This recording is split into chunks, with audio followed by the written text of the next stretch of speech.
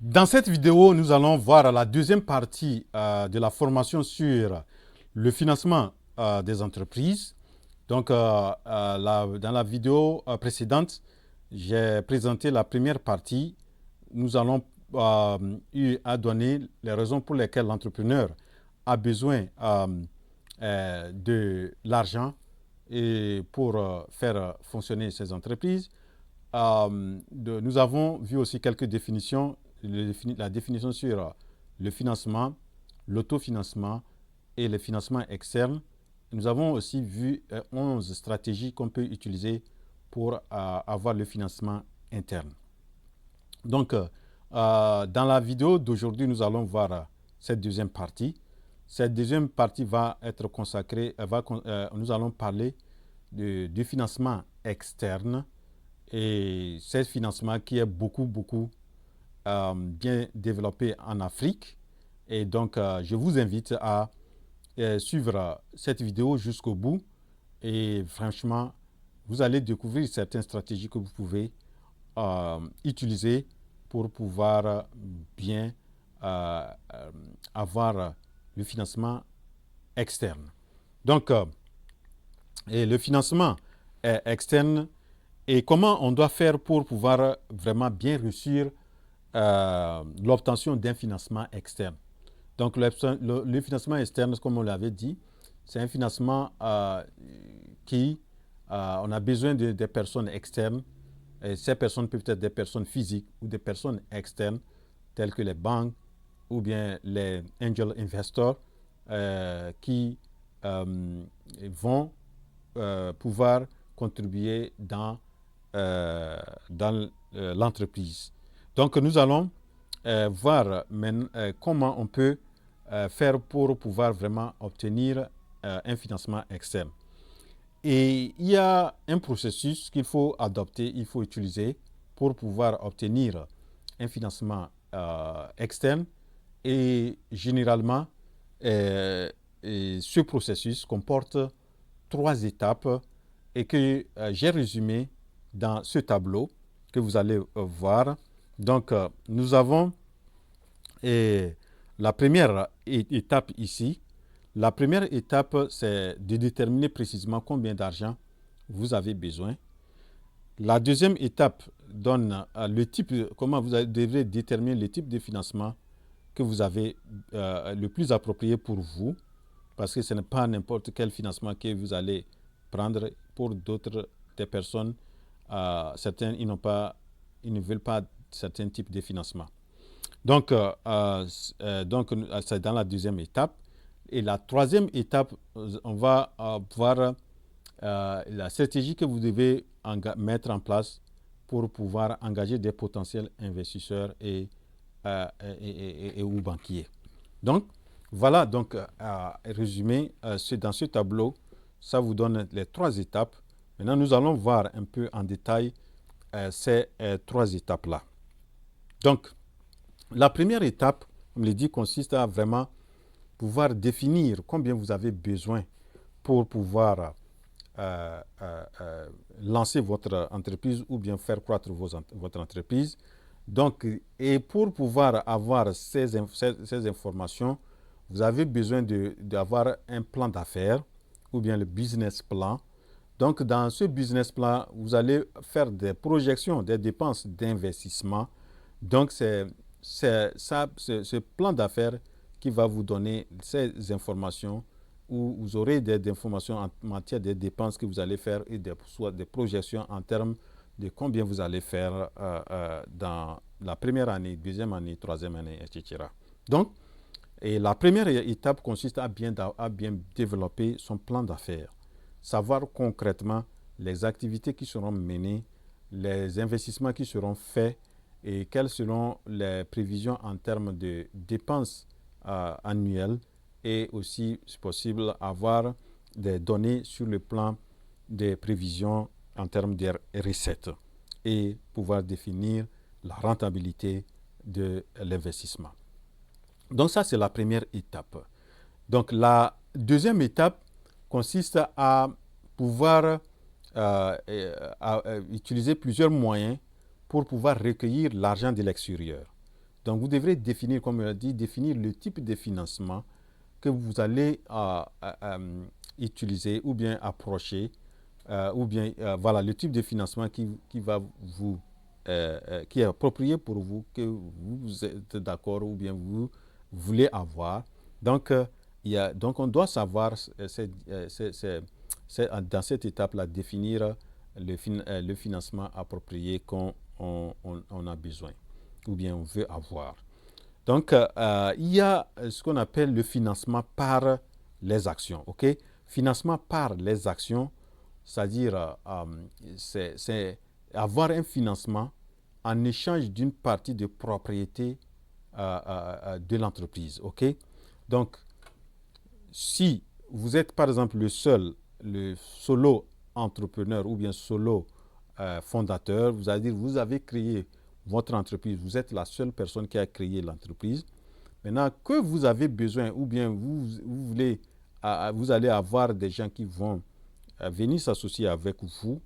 Donc, lorsque vous faites appel à ces personnes-là de venir apporter leur financement, leur argent, donc vous allez échanger votre propriété. Lorsque vous n'êtes plus la seule personne qui a réfléchi, qui voulait vraiment lancer les choses, maintenant, vous n'allez pas être le seul propriétaire.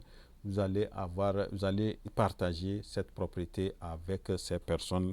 Ça peut être des personnes physiques et ça peut être des personnes morales, telles que les banques. Donc, c'est comme ça que vous allez voir, la plupart des entreprises ont des actions, oui, on parle des actionnaires. Donc, ces actionnaires-là constituent des propriétaires de l'entreprise. Donc, même si c'est une entreprise étatique et qui ouvre la propriété, qui lance des actions et que d'autres personnes privées qui viennent de lancer, cette entreprise n'appartient pas au gouvernement ou à l'État, ça appartient à tous les actionnaires de l'entreprise. Donc, ça, c'est le premier type de financement. Donc, vous pouvez utiliser ça pour avoir l'argent pour faire lancer votre entreprise ou pour faire croître votre entreprise. Donc, ça, c'est le premier type de financement en termes de financement externe. Nous avons aussi le financement par la dette. Donc, le financement par la dette, c'est l'obtention d'un prêt auprès des banques ou autres institutions financières ou personnes qui financent les entreprises. OK? Donc, vous pouvez approcher, lorsque financement par la dette, ça veut dire les prêts. OK? Donc, vous contractez une dette ou un prêt auprès, ça peut être une banque ou d'autres institutions financières ou une personne physique parce qu'il y a des personnes qui sont là, qui ont de l'argent, on les appelle souvent des angel investors ou les gens qui ont vraiment de l'argent et qui sont prêts à investir dans d'autres entreprises. Donc, vous faites appel à ces personnes-là. Donc, l'argent que l'argent que vous avez emprunté, vous devrez le rembourser. Généralement, vous le remboursez à une période, à la période qui a été définie. Vous êtes d'accord sur ça et surtout, c'est les institutions financières qui le fixent cette période-là. Et souvent, vous payez des intérêts sur ça. Et surtout avec les banques. Donc, les banques vous donnent de l'argent. Une fois que vous donnent de l'argent, vous allez payer ce qu'on appelle le capital, c'est-à-dire l'argent qu'elle vous a donné, plus l'argent que la banque doit faire. C'est ça qu'on appelle l'intérêt. OK? Donc, ça, c'est le financement par la dette. Donc, on voit le financement. Nous avons financement par les actions et financement par la dette. Maintenant, autre type de financement externe qu'on peut avoir, on peut avoir financement par les clients. Suivez bien cette partie très, très, très importante aussi. Donc, les clients peuvent vous financer, soit ils vont avoir des actions ou faire des dettes ou faire des prêts, après vous les rembourser, etc. Donc, vous pouvez avoir aussi des clients qui peuvent faire partie des financements, ils peuvent rentrer aussi dans les actions ou aussi faire des prêts. Nous avons aussi le financement par troc. Le financement par troc, vous savez, au vieux temps, nous avons nos grands-parents, grands-grands-parents, ils utilisaient ce qu'on appelle le troc pour échanger les produits alimentaires. Donc aussi, au niveau du business, si vous êtes détenteur d'un tel bien et que vous allez acquérir un autre bien auprès d'une autre personne, vous allez voir peut-être la personne là a besoin de ce que vous avez. Donc vous allez échanger le bien en évaluant la valeur du bien que vous avez et la valeur du bien que vous voulez avoir auprès de lui. Donc ça, c'est le troc. Nous avons aussi le financement par les fournisseurs. Donc généralement, vous allez voir aussi les fournisseurs vous font des prêts et vous font des avances ou bien vous dites que ok, je vous donne telle marchandise et vous venez me rembourser à temps. Donc nous avons un financement aussi de ce genre, mais des fois aussi ils vous font des prêts. Après ces prêts-là, ils vous augmentent quelque chose. Nous avons aussi le financement par crowdfunding ou le financement participatif où vous ouvrez, il y a des plateformes auxquelles vous allez mettre votre projet et vous expliquer votre projet. Et souvent, certains crowdfunding, ils font de l'argent par rapport à ce que vous collectez et vous les payez un montant. Ou bien des personnes qui participent au financement participatif veulent aussi avoir une part de votre entreprise. Donc, voilà les différents types de financement externe que vous pouvez développer ou bien utiliser. Donc, voilà, c'est ça. Maintenant, la troisième étape, c'est l'étape de développer une stratégie pour avoir des potentiels investisseurs ou bailleurs de fonds et les convaincre. Vous avez déjà un plan d'affaires. Vous savez combien vous aurez besoin pour lancer votre entreprise. Donc, vous connaissez le besoin en termes d'argent, de financement. Maintenant, vous avez défini le type, vous voulez aller par action ou bien vous voulez avoir les dettes. Donc, une fois que vous avez choisi ça, il faut aller maintenant, ces potentiels investisseurs ou bailleurs qui vont vous assister, comment vous allez les approcher. Il faut bien préparer votre plan d'affaires, il faut préparer le pitch qu'on appelle le speech de l'ascenseur ou une période courte de temps qu'on vous donne lorsque vous allez faire des répétitions et vraiment maîtriser votre dossier. Et le jour où vous allez prendre des rendez-vous, et vous avez déjà pris un rendez-vous avec ces personnes-là, devant eux, vous allez présenter votre dossier. Et généralement, c'est en 1 ou 2, 3, 4, 5 minutes, on vous écoute. Et lorsque on voit que vraiment le dossier, vous avez bien maîtrisé vous connaissez bien votre dossier et que votre dossier est porteur, là, ils vont passer à d'autres étapes, aller vraiment fouiller dans les détails. Donc, vous devrez, dans cette étape-là, vraiment vous préparer à être prêt à défendre votre projet. Donc, ça, c'est la troisième étape. Et aussi, vous devrez pouvoir identifier, contacter de bons potentiels financiers. Donc, dans cette étape-là, il faut faire de telle sorte que vous avez identifié ces potentiels investisseurs financiers-là et pouvoir les contacter. Après, c'est de vraiment préparer ou fournir les documents, le plan d'affaires et toute documentation nécessaire que vous pensez qu'ils auront besoin. Donc, vous devrez préparer ça et leur remettre au cas où ils demandaient. Voilà donc ce que j'ai voulu présenter comme élément. Maintenant, je voudrais que vous sachiez aussi, lorsqu'on va vers le financement externe, il y a des conséquences. Et je vais citer quelques-unes. Par exemple, lorsque vous adoptez par le financement par la dette, le financement par la dette, ça veut dire que vous contractez une dette et lorsque vous augmentez la dette, ça veut dire que ça augmente la dette, le passif de l'entreprise. Donc, et vous devez payer le prêt. Sinon, si vous ne perdez pas le prêt, vous allez perdre le business. Donc, voilà un peu la conséquence au niveau des dettes. Lorsque vous contractez la dette, elle fait monter votre passif, c'est-à-dire votre la dette, et ça fait que vous, si vous ne payez pas, on peut même prendre les biens de l'entreprise. Voilà, donc ça, c'est les conséquences lorsqu'on utilise un financement externe avec la dette. Voilà. Maintenant, une entreprise avec un pourcentage élevé de dettes va avoir des difficultés à avoir de nouveaux prêts et des choses. Donc, le paiement de l'intérêt augmente aussi les dettes de l'entreprise. Voilà, donc ça c'est pour les dettes. Maintenant, le financement par les actions. lorsque vous optez pour ce financement, cela amène que lorsque l'entreprise réussit, vous n'êtes pas la seule personne qui a fait que ça réussit.